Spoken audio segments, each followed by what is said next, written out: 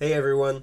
In today's episode, our guest is Stepan Simkin, the CEO of Squads Labs and the brains behind the incredibly user-friendly FuseWallet. I wanted to have Stepan on the show because I think what he is working on with FuseWallet has the potential to make stablecoin banking really come alive. Stablecoins are one of the few products of crypto with real product market fit, and Stepan is on the cutting edge of innovation here. We talked about Stepan's background, his vision behind building Squads and FuseWallet, and the future of stablecoin banking. If you are a stablecoin bull and you want to see where the future of stablecoins is heading, then this episode is definitely for you. Let's get into it. All right. Hello, everyone. Today we have a very special guest. We have Stepan Simkin. Stepan is the CEO of Squad Labs and the team behind the Squads multi-sig and FuseWallet. Stepan, welcome to the show. Thanks for having me. It's good to be here. Yeah. So before we dive into Squads and Fuse, I'd love to hear about your crypto journey.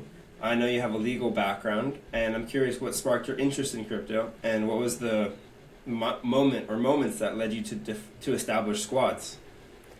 Yeah, so I used to do corporate M&A before doing Squads, and I liked my job. It was interesting. There was a lot of late nights working till 5 a.m. So I learned some work ethic, and it was a good experience. But something about sort of legal career seemed very predictable to me, very boring. You sort of, when you work at a large firm, you can see kind of your future, what it's going to be in 10 years when you look at a partner next to you. And that seemed kind of anticlimactic. And so at the same time as this was happening, when you sort of work in legal profession, you deal with a lot of inefficiencies of pushing paper around and getting people to sign documents across the world and working on transaction documents for 6 months, and so I think all of that also seemed something that could be disruptive to me. And so originally the way I got into crypto was I saw kind of Bitcoin doing its thing. I learned about what blockchain is, and it seemed to me pretty obvious what sort of crypto can do for finance. But I was curious, is there something we can tap into using blockchains that can also kind of make my type of job more efficient, right? Where a lot of these, particularly at the time, it was like 2017, it was the first time I got interested in it. People talked about, blockchains and smart contracts. And, I'm writing sort of paper contracts right now. Maybe, I can write the smart ones. And so that was sort of the thought process back then. And then when we sort of, I think some years passed, and sometime in 2020, I had this kind of bug in me and this idea that like I should definitely try to do something there. And so I started looking at Ethereum, the governance space, and got really into DAOs and all the like infrastructure around facilitating their operations. And sometime in 21, like early 2021, I saw a video for Solana season hackathon that basically sort of had some movie clips. It was done by Ross from Solana Labs back then, and it was an incredible video. Got me very excited. The vibes were great, and I got my friend of 10 years and now co-founder Danny sort of joined me in this pursuit where we put together a 2-pager saying like we're trying to do something related to governance on Solana. Do you want to do stuff with us? And we posted it in the hackathon formation chat on Discord. And Danny comes from finance, I come from law. We've never met a developer in our life, and so the highest leverage that we sort of found in this chat is that like a lot of developers were there trying to figure out what they should do for the hackathon. And so a lot of people replied. We ended up putting together the early team. One of those people became our co-founder, Sean. And then we spent sort of nights and weekends figuring out what the product should be, what we should be doing. And then I kind of dropped out of all my legal commitments by the end of the summer and decided to go full-time on Squads. And since then, just been doing that. Nice. So that was, what year was that again? September 21 is when we went full-time, and the hackathon was Solana season hackathon in May of 21. Dang, so you guys were through the whole bear market too. You experienced that whole time. Yeah, that was an interesting experience because when we sort of, when we really got into it, it was like with Squads in the early days, it was like the craziest time in the market. Things like there was a huge run up to the end of 21, and then things really went south. And for us, it was an interesting moment. The whole 2022, the whole year was definitely interesting, but we also learned a lot. We, I think, did a lot of adjustments to how we're thinking about the market, how we're thinking about the product, And really was a good moment for us to figure out what we want to do next and how we want to get out of this bear market. And yeah, things worked out in the end. Yeah, I'm super glad you guys stuck around because you ended up creating one of my favorite apps, which is FuseWallet. And I'm really curious why you chose Solana then, and did you ever question your decision? Did you ever want to pivot to maybe building something on an ETH L2 during that bear market? Or how did that feel for you as a builder, choosing Solana and then seeing that all this craziness happen in the bear market? And Yes, I think it's actually a great question. So I always, until 2022, I felt for a while that we just got lucky by landing on Solana because the vibes were great. We liked the video, we liked the people, but we couldn't really assess is that sort of the right blockchain to build what we want to do, because we even didn't know what we want to build at the time, right? And so it was purely based on people and interactions. But then in 22 we actually got a chance to choose Solana again, and now we had a bunch of experience, and it was a huge moment for a lot of teams in the ecosystem where they were questioning do we stay, do we go somewhere else, do we shut down, and so I'm glad we had that moment because we got to think about it deeper with all the kind of with much more experience of building squads, and choose Solana. It was a very conscious choice where we decided that we don't need anything else. We're just going to double down and stay here.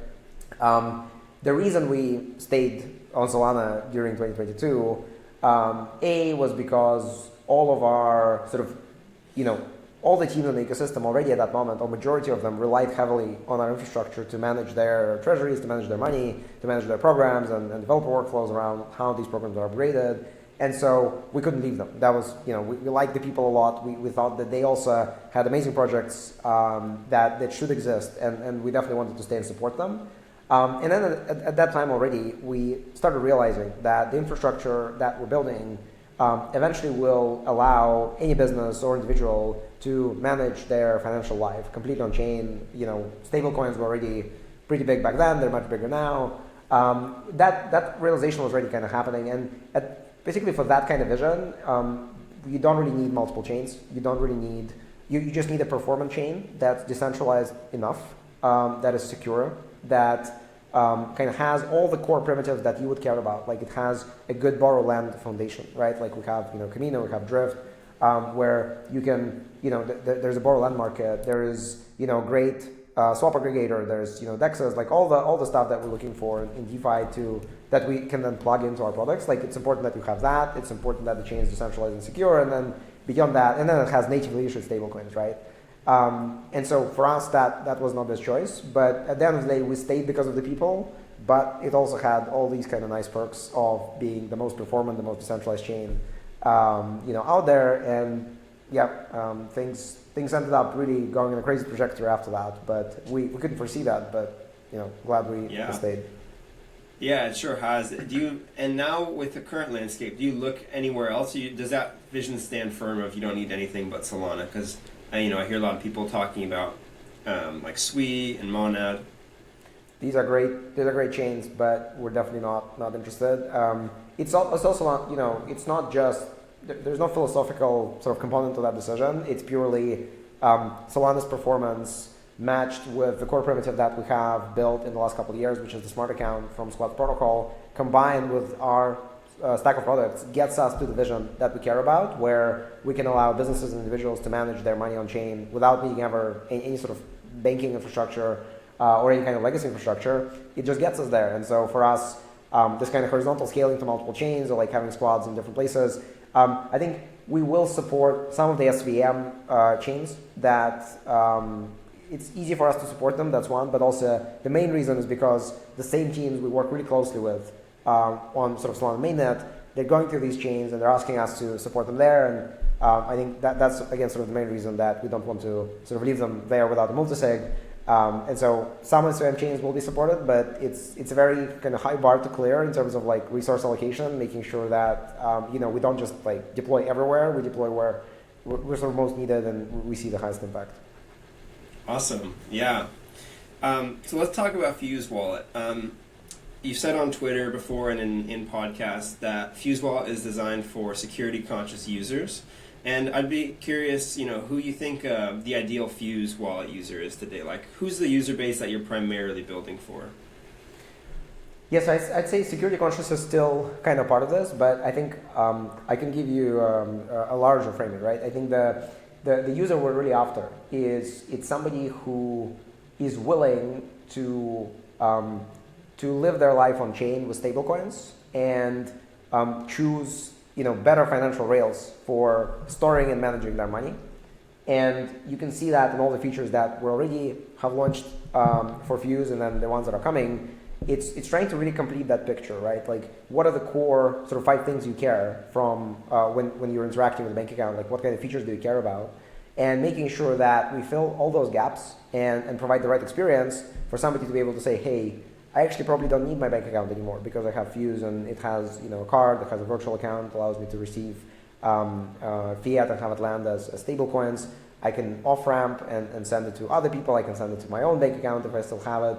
And so I think that's kind of the core. And then adjacent to that is, can I earn treasury yield on my stablecoins? Can I earn DeFi yield to sort of get higher returns for a period of time? Can I trade?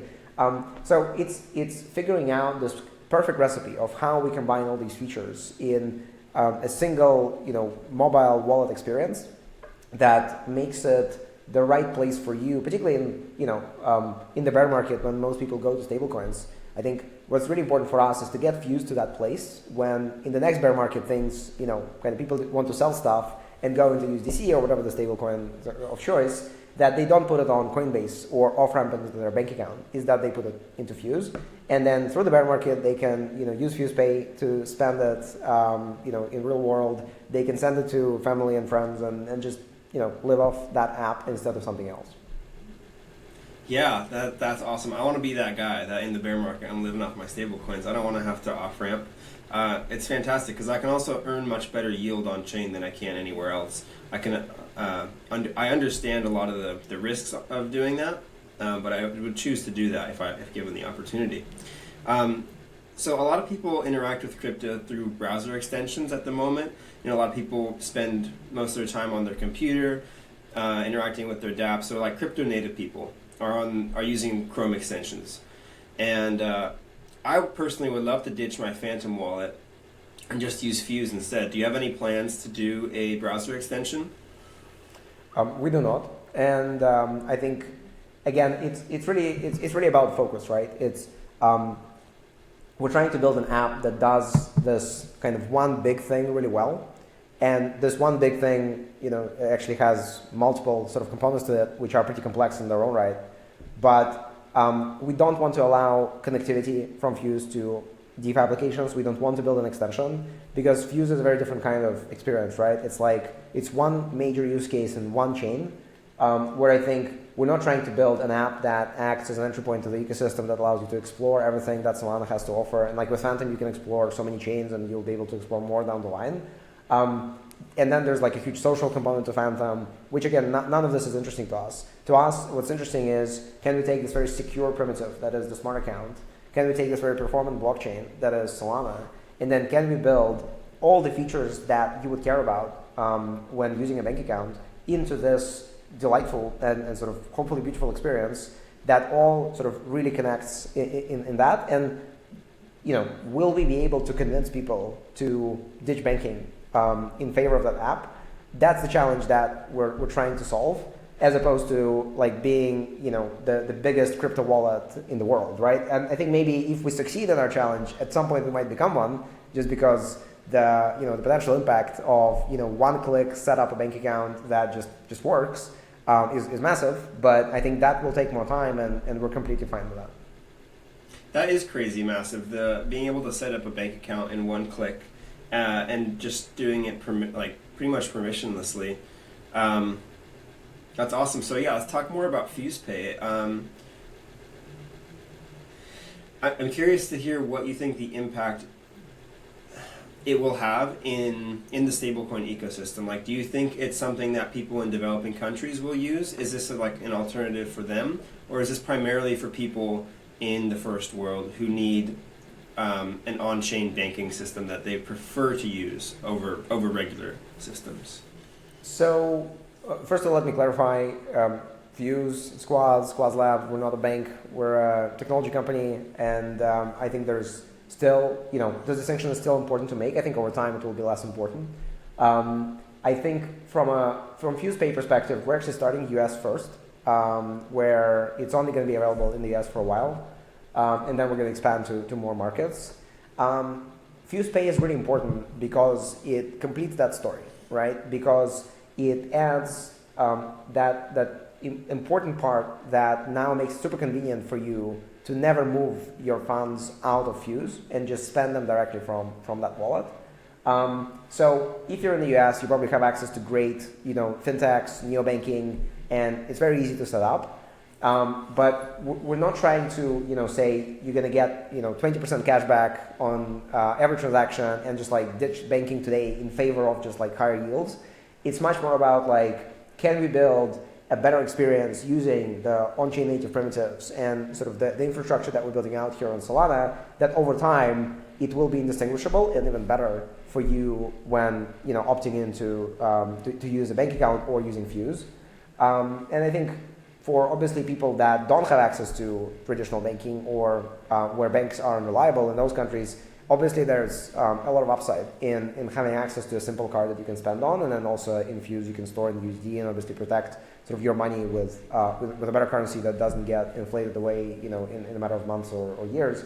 And so I think, well, not completely. And so I think that's sort of the, definitely it's an interesting direction for us, and we'll get there down the line. But majority of Fuse users today are based in the US. And for us, it was very important to launch, card that is very sort of compliant and works in the US to an extent that it needs to. And so I think over time we'll expand to more markets, but FusePay initially is going to be available for US citizens only. Mm-hmm. Awesome. So one of the problems with stablecoins from a consumer perspective is that, let's say I order something online and it's supposed to come from China, and I do that through stablecoins. I have no recourse if they don't send the product, for example. I have no way to charge back. And with a credit card, that's one of the reasons they're useful for e-commerce. I'm curious, will FusePay have some kind of, like, can you do chargebacks, or is it more like a debit card where once the money's gone, it's just like it's already sent and you can't get it back? I can't answer right now, not because I don't know, but because I can't talk about specific details of the product. But I guess the way to answer it is that FusePay, there is a partner behind that product, right, who we're collaborating on it. That's been announced. That's Bridge. They obviously have a lot of infrastructure built out around that experience, and there's going to be a lot of similarities to how we use traditional cards. But FusePay is not going to be a credit card, right? That's a debit card, and so there's going to be sort of, I guess, distinctions important to make, but we'll be able to make them once we actually launch FusePay. Awesome, and I'm excited for that. Any word on when FusePay is going live? We're aiming for February. There's still some things we're ironing out, but we're aiming for February of this year. Fantastic. I'm excited. I hope I get to be one of the first to use it. Every innovator like yourself has a unique perspective. What's one of your most strongly held non-consensus views in crypto? What belief do you have that you believe most others disagree with? I actually kind of post about that. I think it's still contrarian. The famous question, do you want to make money or do you want to be right? I think majority of people in crypto still kind of seems to me would reply that they want to make money, and that sort of connects to my and I think you should want to be right, and the reason is because if you're right, it's a much more of a sort of long-term perspective where you're making good decisions that are consistent with a vision. And that over time, if you want to optimize for making money, you should optimize for being right first, because then you can make real money, which is much more consistent and tangible. And that sort of connects to, I think, with the second idea, where I think majority of teams that we see today in crypto, they're still trying to build projects and protocols, and not enough of them are building companies. And it's kind of connected to that idea where, if you're building a project, it feels more short term. It's sort of like you're going to launch a token in 2 years and then decentralize, and nobody's kind of thinking in 10-year horizons and trying to build a culture and a real company that is going to be providing value, whether it's the token holders or whoever, for much longer time frame, which I think we see in sort of traditional companies now. And so I think that's probably my contrarian belief, that we should definitely see more of that happening. And yes, crypto is decentralized, and there's a whole philosophy around the sort of the cypherpunk stuff. I think it's great, and I love it. But I still think we're now in a much more mature state of the ecosystem and the market, where we need more of a different kind of team coming into the ecosystem that's actually building something very tangible and thinking in 10-year horizons at least. Mm-hmm. So a lot of people are trying to optimize for making money in the short term rather than being right and long term. And you're saying like you can make more money, even more sustainably, more reliably, if you focus on being right, and then you also make money. It's not an either or. Yeah, I think that's the trick, right? Because if you say I want to make money, you're probably going to optimize for something short term, and then you're actually going to make much less. But I think being right, it just has, it's a broader concept, right? It's not about just making money. It is just about having a vision and making decisions towards making that vision happen, and making them with some kind of sense of ethics in mind, where you're trying to do right. And I think it's an important quality that I think we're still lacking in the space, and we should have more of. Yeah. So speaking of being right, I think stablecoins on high throughput blockchains like Solana are an incredible innovation that have yet to be tapped into their full potential. What do you think is the right way to think about like their future impact? How do you see the world in 10 years from now? In the stablecoin kind of like fintech space, like what do you think that changes?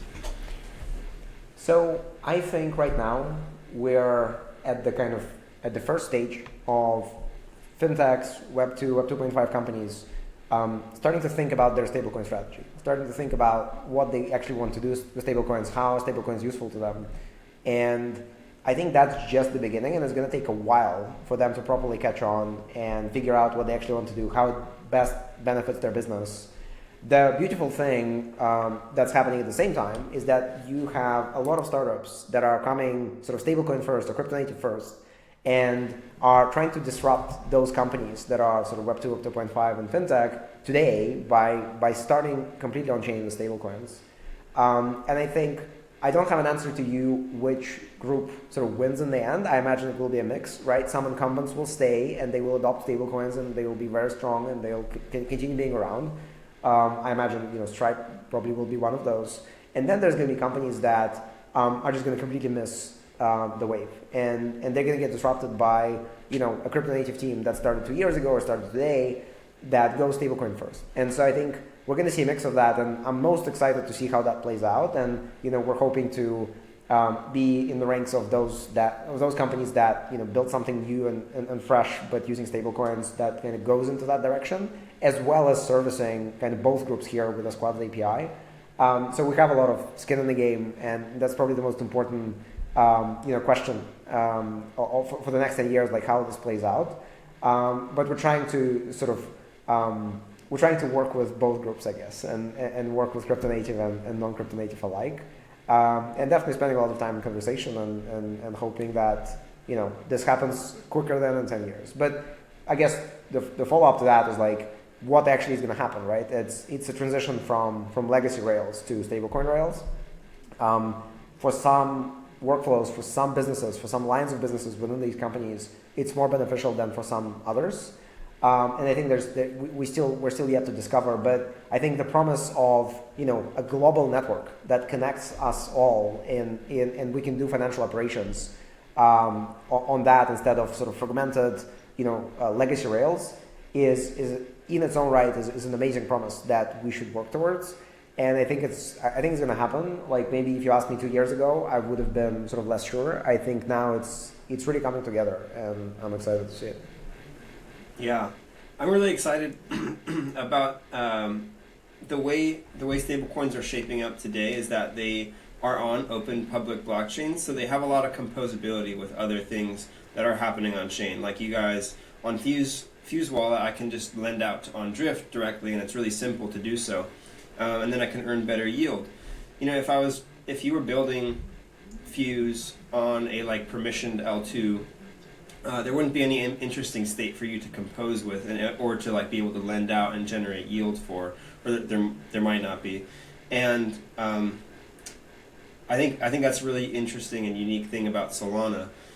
I'm curious, what benefits you see Solana having in that way of being composable with other things happening, and like how much of a benefit that is, because there's also the negative aspect of you're competing for block space with other people, and I'm wondering if that ever was a barrier. For example, in March of 23 or of 24, there was the meme coin mania, and ore was happening, and so people were having trouble landing transactions on Solana, and I'm wondering if that had any negative impact on you guys, or yeah.